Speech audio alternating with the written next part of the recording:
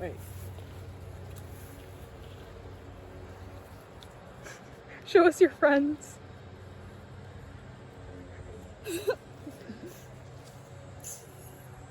Friends? Friends? All my friends.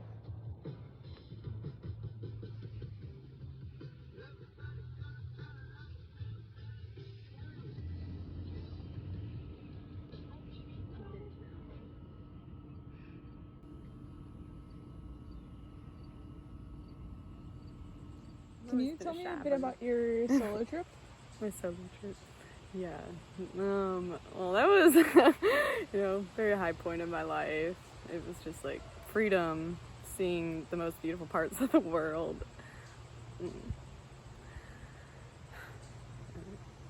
I guess a lot of people can get freaked out about it because it's like you're out there all by yourself. Yeah.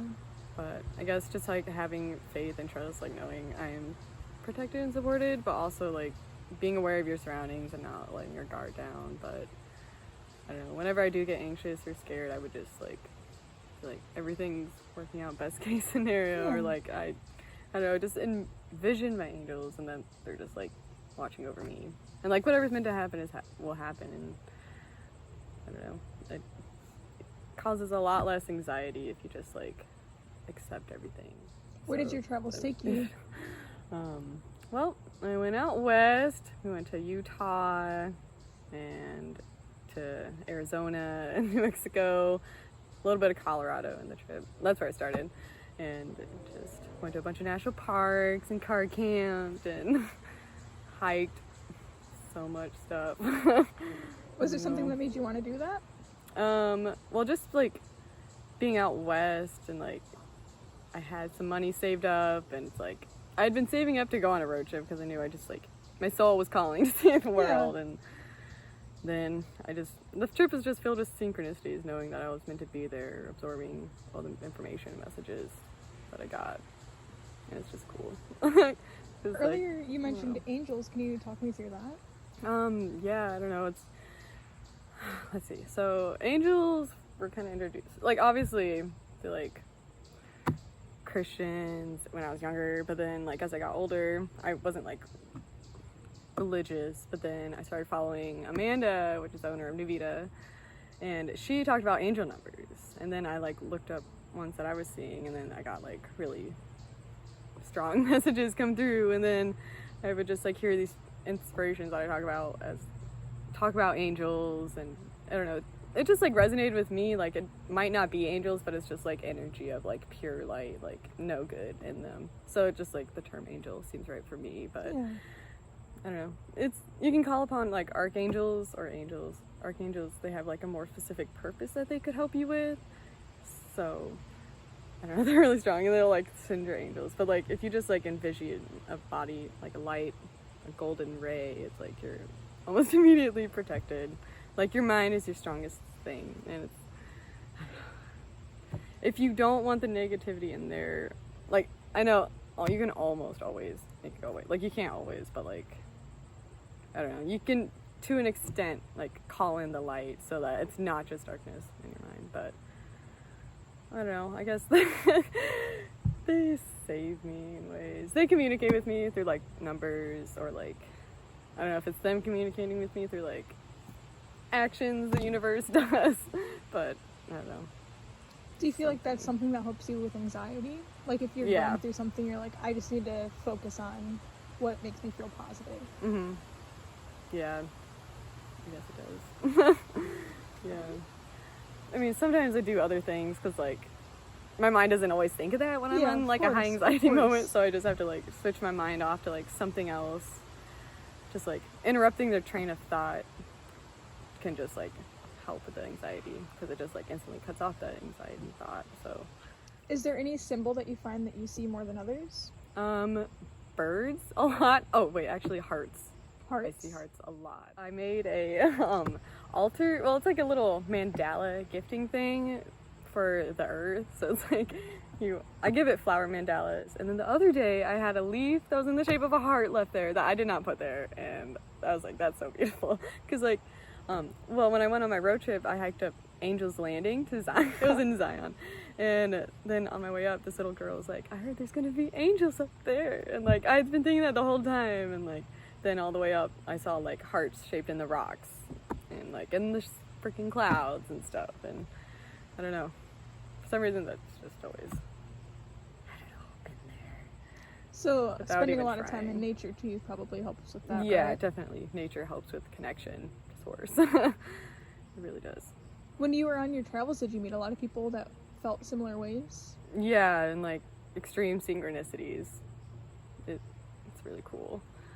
Like, I don't know. If you just like trust your intuition, it just takes you to like the right places to meet the right people at the most divine time. So that's why I like lose a lot of anxiety, because I'm like, no matter where I go, I'm like gonna meet who I need to meet. Definitely. I'm gonna lose who I need to lose, and that's okay, because it's like it's just showing me the right path for me. So, as an anxious person, how did you build up to being able to do something on your own, like something so large like that? I guess just not second guessing myself, just like knowing that that's truly what I needed to do. I don't know. I usually just like get this feeling that I'm supposed to do something rather than like planning it out, because if I plan it out, then stuff usually doesn't go too good. I don't know. I guess I struggle with following through with plans, so that's why like spontaneous, just do it works better for me, I guess. And then I feel like my mind with anxiety, I don't know, I can just like dwell on a thought and I'm like, no, I cannot do whatever this thing is. But if I just somehow get past it, either like positive thoughts or calling upon someone for messages, or like ancestors. I don't know. I completely forgot what I was saying. But oh, okay. Well, I could talk about the people. Okay. So, the Airbnb's man name is Walter Soaring Eagle, and he used to work in Hollywood. He used to be a director, and then he met his wife randomly on Tinder, which is weird.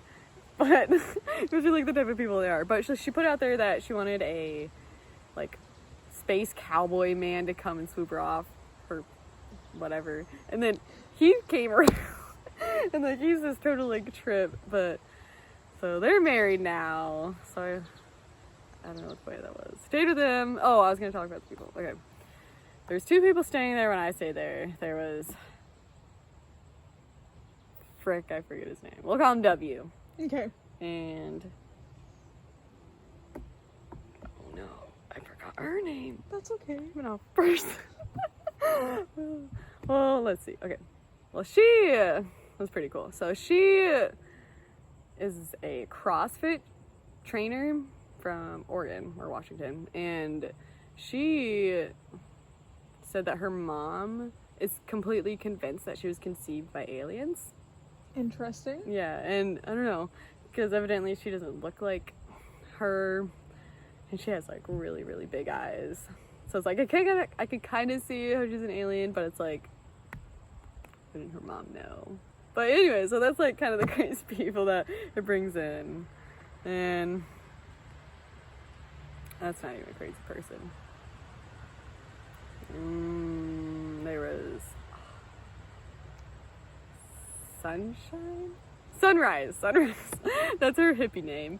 I met her at Red Rocks Crossing, which is the place where I saw the UFO. But I saw her, I don't want to talk to her because she was trying to save this pigeon. And yeah, she was just funny. She's like, I got a broken wing. And then she like invited me to hang out later. And then saw them at Whole Foods. But then we were gonna like, so saw her at Whole Foods and we were gonna meet up at this swimming place. And then I went there, then she wasn't there.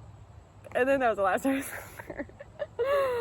Have you kept in contact with her since? No. But she sent like the wildest text. Like, it was like, hey, emoji, exclamation mark.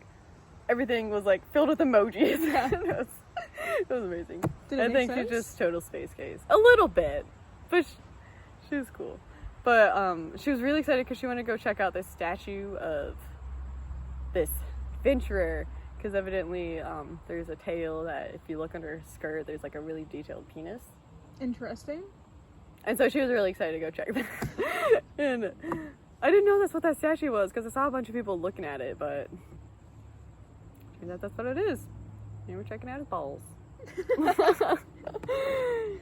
Is there a place you want to visit next? Anywhere you feel really drawn to? Washington. And Oregon would be really cool. I mean, besides like Hawaii in the world. I'm just trying to think realistic right now. Okay, I know Hawaii, but it's like I don't want to get possibly trapped out there. And then right now I have a friend that wants me to move to Colorado with her, so it'd be like nice to move out with someone I know. Would you want to go back to Colorado? Yeah, I would be happy out there.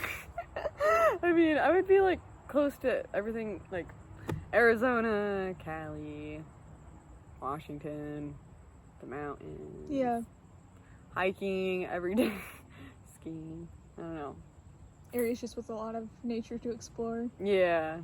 A lot to see.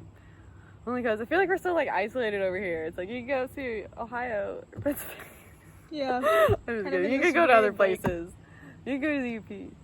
But yeah. What about back to numbers? Is there something like each number specifically means? Do you have it memorized? Or do you have to look it up? Yeah, there's certain numbers that like have more meaning to me. Like,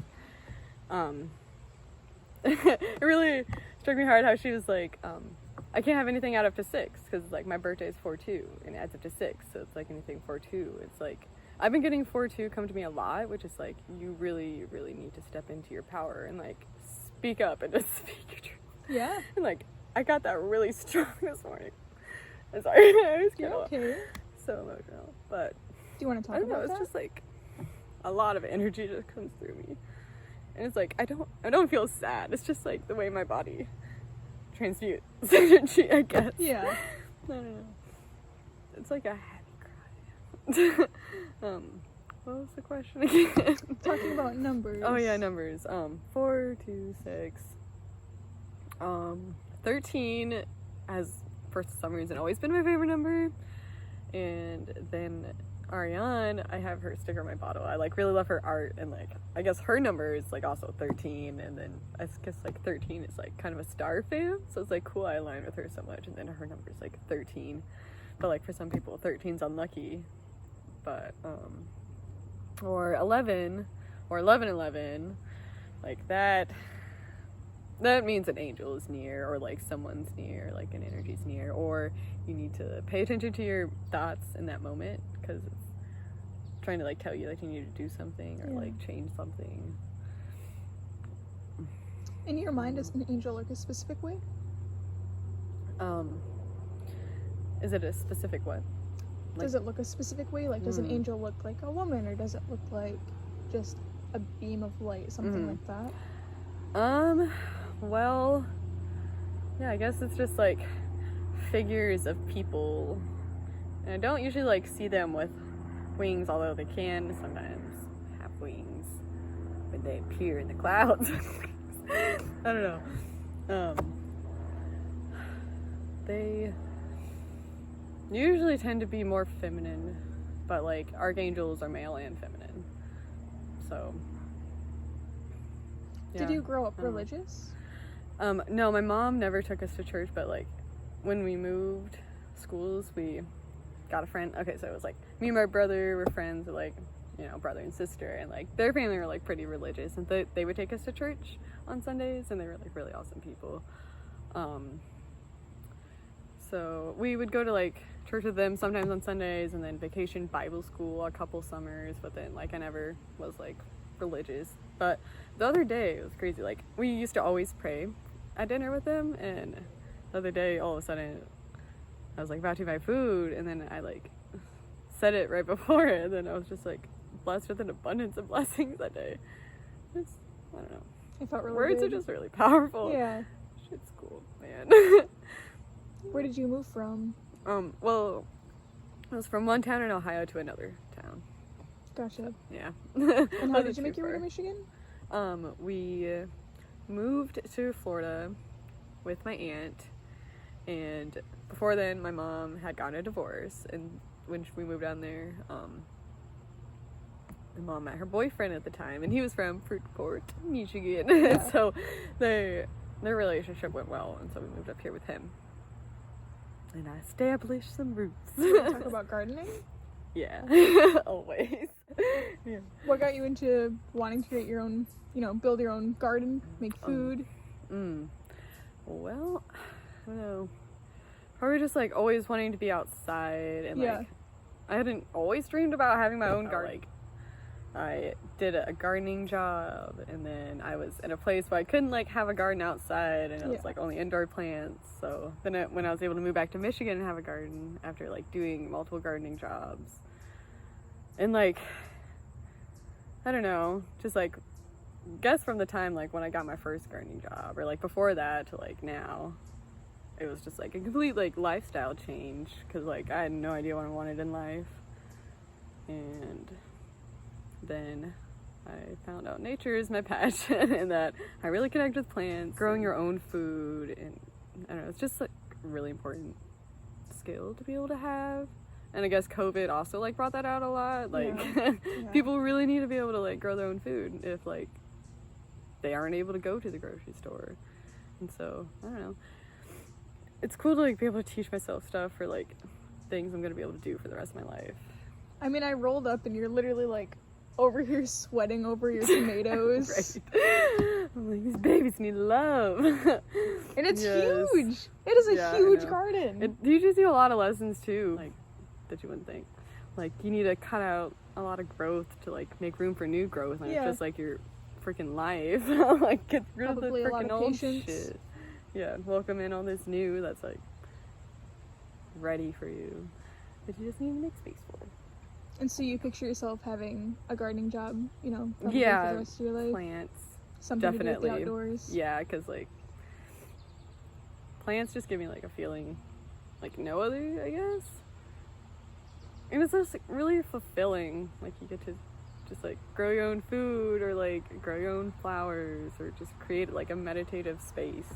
And then it's also like a healthy hobby rather than just like being obsessed in my mind. Like another anxiety thing is like in the winter just like scrolling through freaking social media, but like in the summer I can just like shove my face in plants and like be gone for hours, and I'm like don't remember any of my problems, and it's really nice, I guess, in that way. Do you find that there's a connection between spirituality and nature?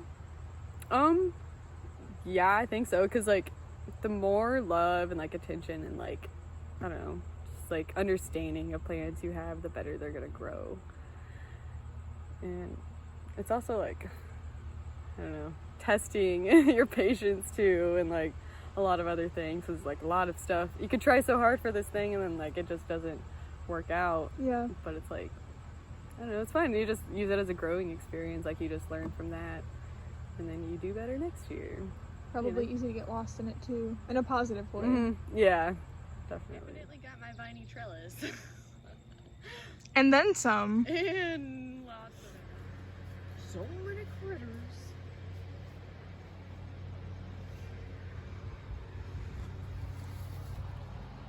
They're just so cool.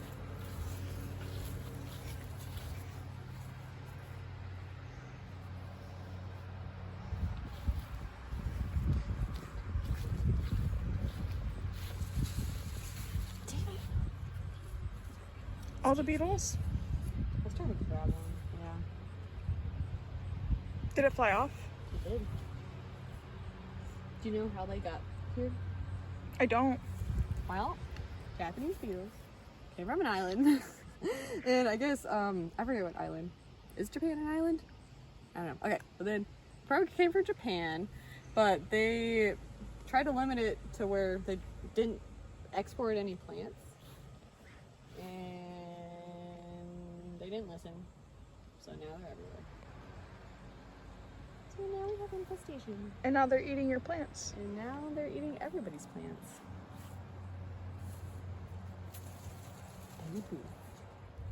That's the Japanese beetle. Should we get him? Yeah.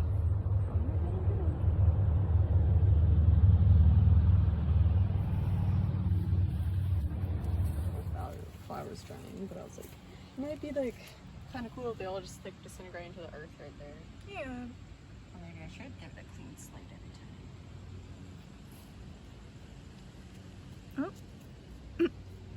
Okay.